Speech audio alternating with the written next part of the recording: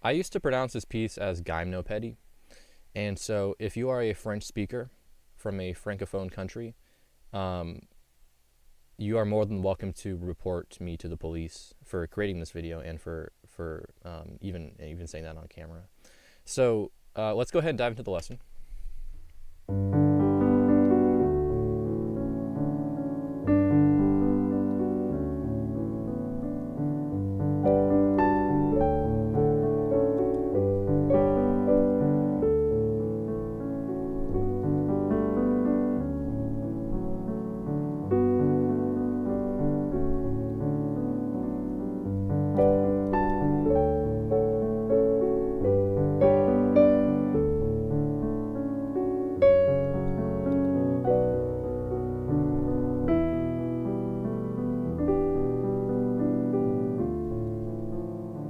Why am I playing it like this? It's to demonstrate where all the notes are coming from. So in the first chord, this is not a B minor triad, even though I'm literally playing a B minor triad with my right hand. When we combine it with the root, it becomes a G major 7. And then we go to the next chord here. This is not an F sharp minor. This is not an inversion of something different, or I'm not playing a different chord from whatever's happening with the left hand. And when you combine these together, these form a D major 7. So then for the whole first two systems, we're just repeating these two chords.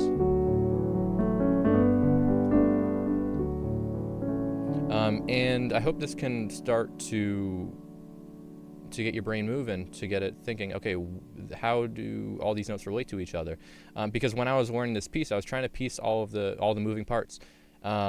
I used to memorize music, or like try to understand music as just a bunch of individual notes.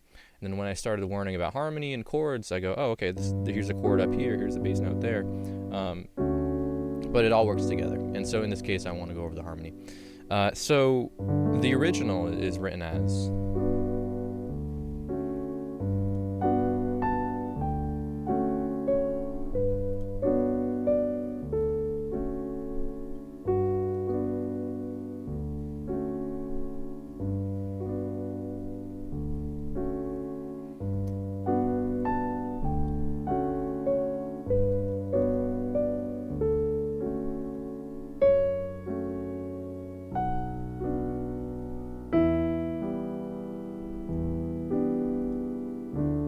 Let's look at the scale, or the key of the piece, and then form all of the chords. We're in the key of D major. D, E, F sharp, G, A, B, C sharp, and D. And so there is a formula to form all major scales. If we start on a root, any root, in this case D, go up a whole step, then a half step, whole step, whole step, whole step, half step, you will end up with the major scale of that root. You can do this with any scale. Let's just, for example, do B flat. Here's B flat, whole step, half step, whole step, whole step, whole step, half step. That's the B flat major scale. Okay, so let's return to the key of the piece, D major. There are two ways to look at each of these chords. I'm gonna form each chord by building them individually, and then try to apply them back to the scale and show how they fit within the D major scale. So the first chord let's cover is D major, or D major 7, sorry. The major 7 chord is based off of the D major triad. So if we form the D major triad and add the 7th scale degree of the major scale, this forms the major 7, D and C sharp. So if we tag that on, the full set of intervals, major 3rd, perfect 5th, and major 7, that forms the major 7 chord. Let's move now let's go to G major 7 as well. So if we form the G major triad and take the 7th scale degree and form the major 7 interval, it's the same formula. It's the major 3rd, perfect 5th, and major 7. That forms the G major 7 chord. And this is also based off of its own scale. Now let's look at the minor triad. So we have E minor, F sharp minor, and we have B minor.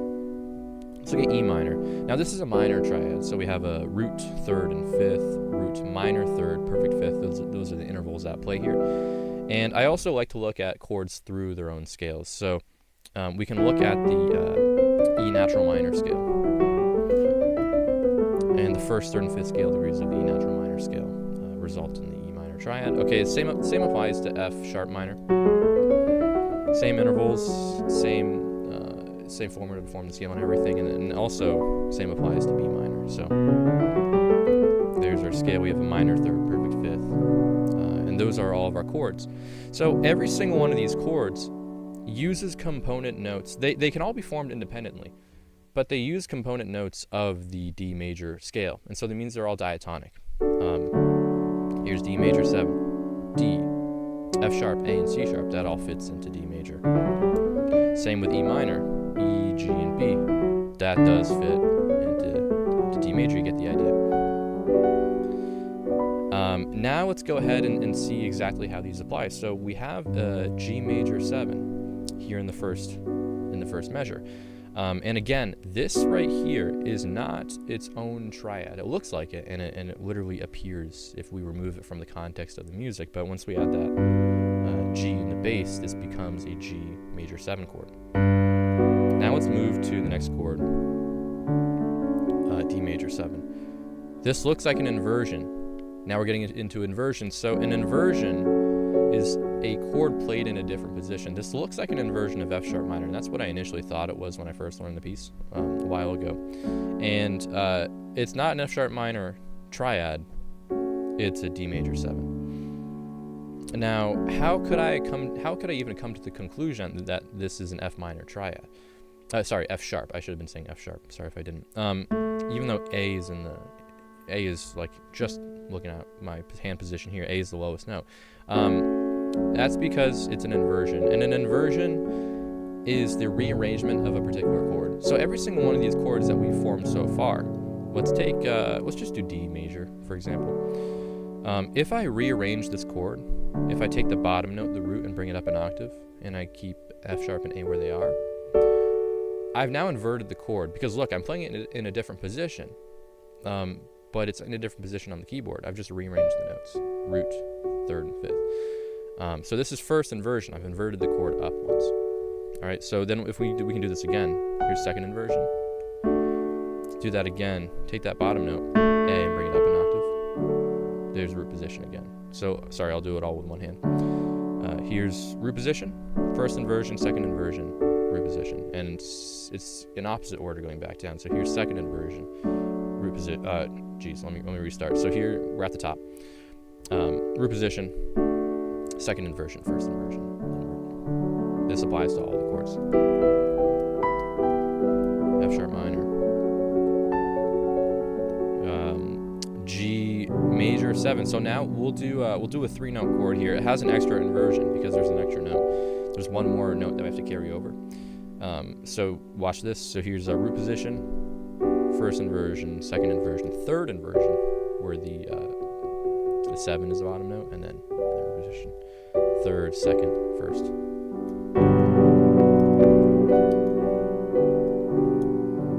And then B minor. So these appear everywhere, and let's just go through it. So here's our G major 7. Here's our D major 7. Not an inversion though, and so being able to identify the inversion is great, but to also look at everything going on here. D's and B's, the root. We can piece that all together. D major. All right, let's move on from that point. Melody. So we're just keeping these 2 chords going in the bass, the left hand, I mean.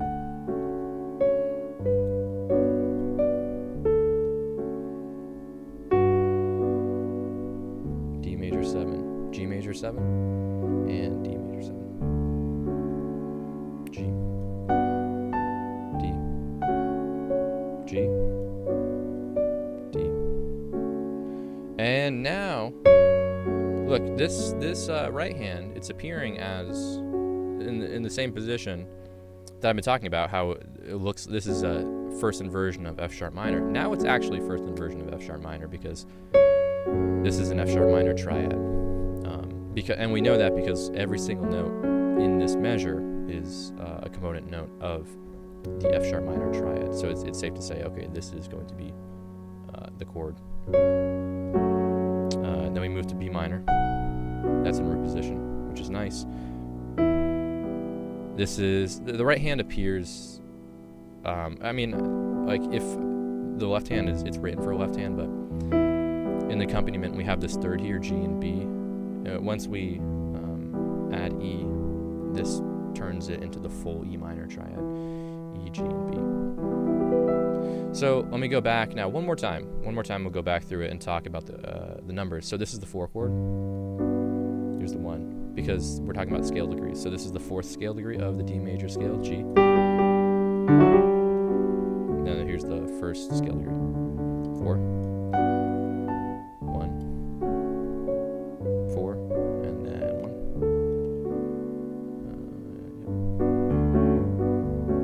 4,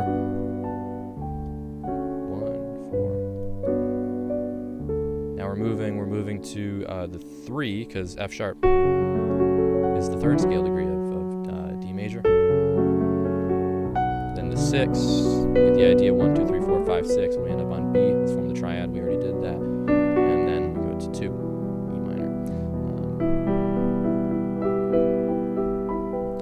So the reason I initially played at the very beginning of the video, I kind of went through all those chords and rearranged it, was not to be a bad boy and try to break all the rules. It was to demonstrate where all these notes are coming from, and to show that this is not just a B minor triad pieced with a G major. This is actually its own chord itself, and we're just alternating between these two.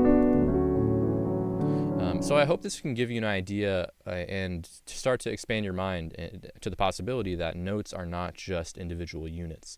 They actually all work together to form structures, and they're all based off of certain structures. Like if I were to think of this piece of music as a house, the scale is like the foundation, all the chords are the rooms of the house, and then inverting of the chords, playing in different positions, like the furniture. Because the furniture is not permanent, you can rearrange it, but it doesn't change the function of the room, it doesn't change the function of the harmony. So if you want to learn more about this and you want to see a full 30-minute version of this video, go ahead and check out my website. I also have a free ebook there. It'll start to introduce you to all these concepts, and it's completely 100% free. It's 43 pages. Go ahead and download it. And if you're new here, go ahead and subscribe to the channel. This is what I do as often as I can. I try to give you examples of classical music, of pop music, and of other genres as well, and I dive deep into the harmony and how everything works together. So thanks so much for watching, and I hope this could help.